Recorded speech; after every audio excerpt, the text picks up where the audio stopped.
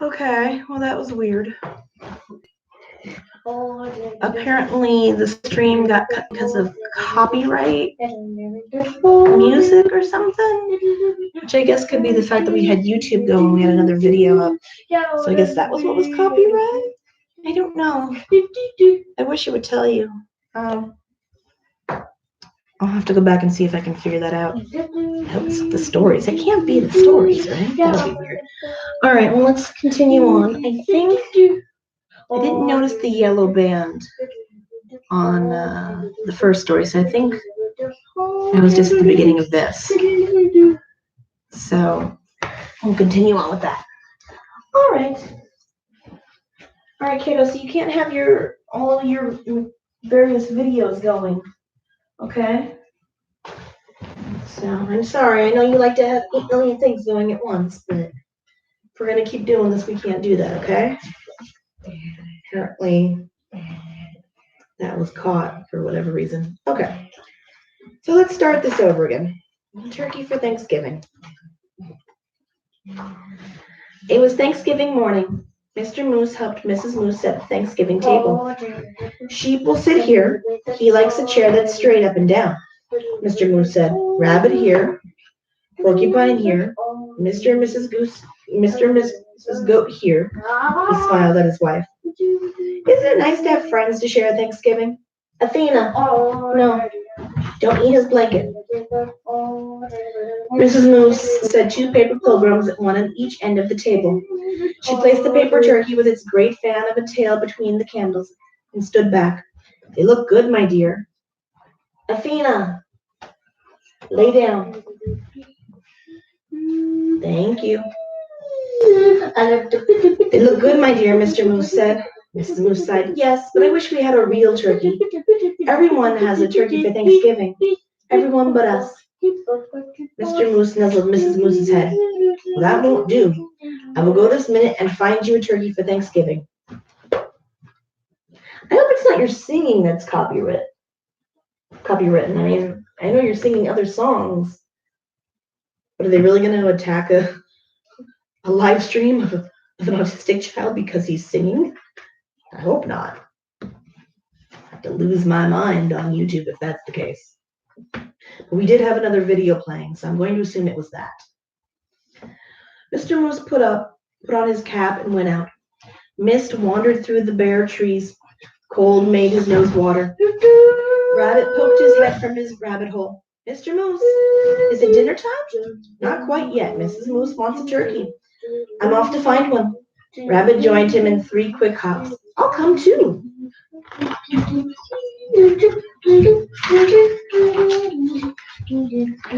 Mrs. Moose's warm breath hung right in front of him. Snow crunched under his hooves and made little holes that Rabbit jumped over. I see the goats, Rabbit said. Mr. Goat raised his head and spat out the tin can he was chewing. Is it dinner time, he called? Not till I find a turkey, Mr. Moose said. We saw one down by the river, Mrs. Goat. I keep wanting to say goats. Goose. I don't know why. Mrs. Goat told him. And Mr. Goat added, a fat one. Guess I'm combining moose and goat. The goats leaped down from their perch. We'll show you. Sheep was farther up the hillside, looking round as a fur ball in his winter coat. Is it dinner time? He bellowed. First, I have to find a turkey, Mr. Moose bellowed back. There's a turkey nest on the riverbank, Sheep called. Wait for me. Meow. The earth smelled of ice and moss as they crunched along. Above them a crow hung, black as a puff of wood smoke. Porcupine was hiding in the underbrush. It's you, he said, and put his quills down. We're off to find a turkey for Mrs. Moose, Mr. Moose explained. Do you want to come? Mine's slow, Porcupine said. Pick me up on your way back. I don't want to pick you up, the sheep asked, and laughed his bleat of a laugh. I'll wait, Porcupine told Mr. Moose. They saw Turkey's nest right away, and Turkey himself peering over the top of it. Turkey, Turkey, Mr. Moose called in his sweetest voice. Ag!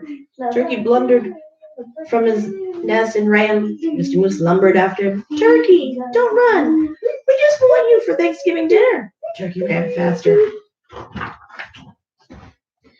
Mr. Moose saw the red and blue sheen of Turkey's neck. Turkey's tail brushed crumbs of snow behind him as he tried to fly. Too fat, Mr. Goat said. Turkey's legs bent in the middle as he fell. Mr. Moose put a booted hoof on his head and smiled his great toothy smile. I hope you don't have other plans for Thanksgiving, Turkey. He helped Turkey up. My wife won't mind that you're too fat, he said. Let's go. It's getting close to dinner time. They marched Turkey in front. I'm sorry about this, for I can see you don't want to come, Mr. Moose said. But I must insist. A promise is a promise. There was a wreath of dried fruit on the moose's door. Inside the house was filled with Thanksgiving smells. Mr. Moose hid Turkey behind him. Look who I brought, Mrs. Moose, he said. Sheep, the goats, rabbit, and porcupine. And ta-da! He pushed Turkey around in front of him. For you, a turkey for Thanksgiving. Dale, can you get on the bed, please? Come on, it's bedtime. Come on, baby.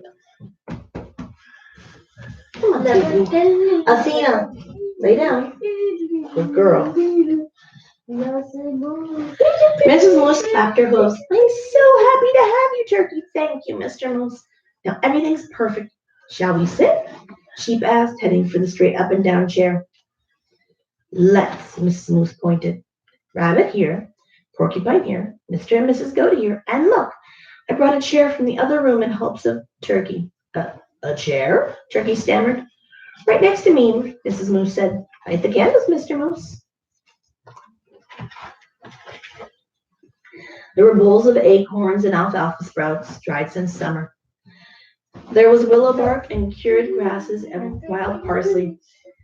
There were pressed leaves, thin and pale as new ice on a pond. I hope you find something here to your liking, Mr. Turkey, Mrs. Moose said. I wasn't sure of your taste. You were so kind to worry about my taste, Turkey said. I thought you'd be worried about how I'd taste. Heavens, no! Mr. Moose smiled his big toothed smile and filled everyone's cup with cold spring water. It's so nice to have friends around the table at Thanksgiving. Turkey's waddles wobbled. It's even nicer to be at your table and not on it. He said, Happy Thanksgiving, everybody. Happy Thanksgiving, Turkey. Okay. Alessandra, please. Could we? Yeah? Okay. And then we've got the little red caboose.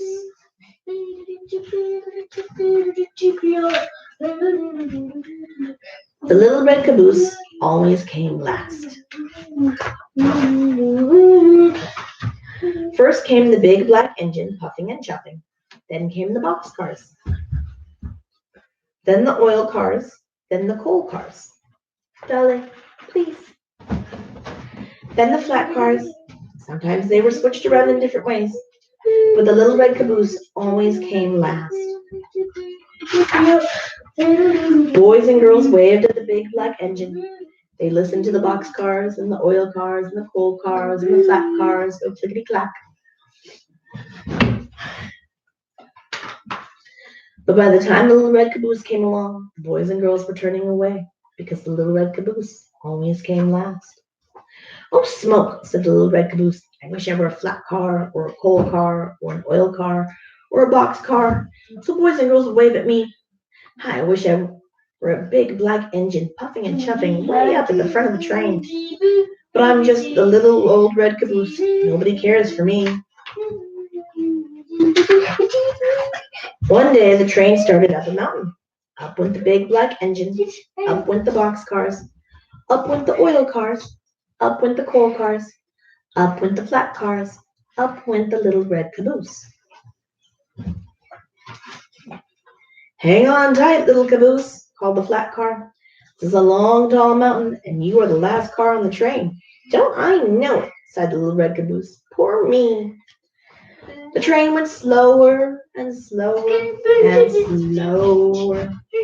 Soon it was hardly moving. It looked as if that train could not get up the mountain. Look out, little caboose, called the flat car. train is starting to slip back down this long, tall mountain. Not if I can help it, said the little red caboose. And he slammed on his brakes. He held tight to the tracks. He kept that train from sliding down the mountain. Then, boom, the little red caboose felt something pushing from behind. It was two big black engines. They pushed the train up to the top of the mountain.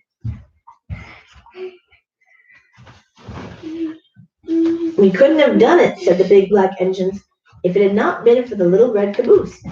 Everyone cheered, and the little red caboose nearly burst with pride. Now children wave at the big black engine and all the other cars, but they saved their biggest waves for the little red caboose, because the little red caboose saved the train.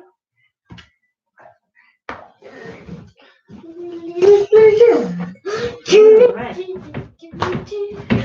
So, I know this is live right now, but all these videos get saved up onto the YouTube page afterward.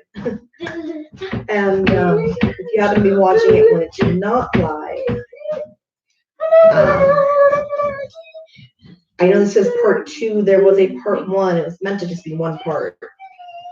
But apparently it got flagged for copyright.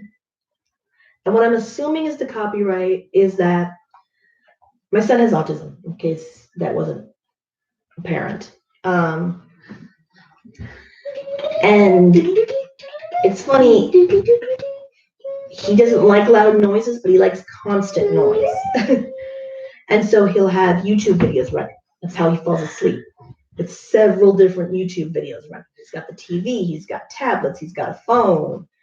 I mean, there's a lot of different noises going on.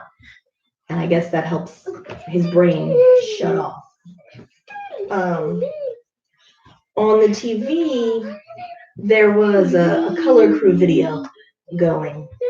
And I guess the music for that was enough of a copyright. Can we not, just to make sure that we get through the end of this, so Mommy can finish explaining, was enough for whatever algorithm or whoever was watching at the time to go, oh, hey, no, that's copyright. Which, Dalsandra, Mommy asked for you to hold off, okay? Just give me a minute or two, okay? Please. And now he's putting on more videos because it's too quiet in here and he wants more noise. Plus he's singing videos that he knows. He's singing some of his Spanish songs now that he knows. So I do these live streams for a couple of reasons. One, it's a way to keep me on track for his nightly readings. The school asks us to read nightly.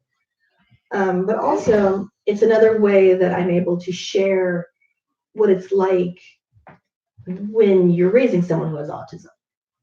And it's important for me to share it, not only for other people who have autism, but for parents, because as a parent, it is hard sometimes. There are really great days and there are really difficult days.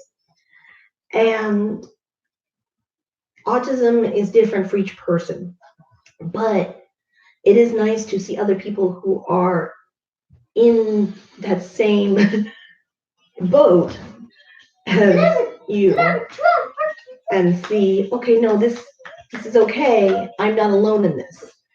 And so that's why I do it as well. You know, you can sit there and watch these videos with your kids or your adult kids, you know, or whatever. And or by yourself, however you want to watch them, you know.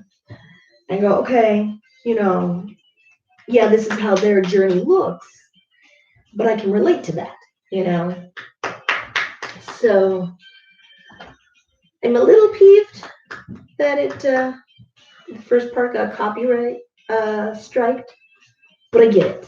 I understand why. And so I was waiting to see if this part got copy striked as well, and it looks like it didn't. Because if it did, I was going to lose my mind and start messaging, you know. I'm not afraid to play the autism card, you know. So, anyway, that is it for us for tonight. We'll be back tomorrow, and I guess I'll have to make sure the TV at least isn't on. You see, it's hard to keep him without any device. Even at school, they have difficulty with him in regards to like music and stuff. He's got other kids there as well that are also autistic in his class. It's just an autism class, which is kind of nice. So yeah. So he will literally go until this tablet dies. It's at 30%. And then if I come in and plug it in, he will immediately unplug it because the concept of leave it plugged in so it can still work just doesn't quite connect for him. So anyway, that's it for us for tonight. We'll be back tomorrow with 3 more stories and hopefully not be copy strike. All right. We will see you tomorrow. Goodbye.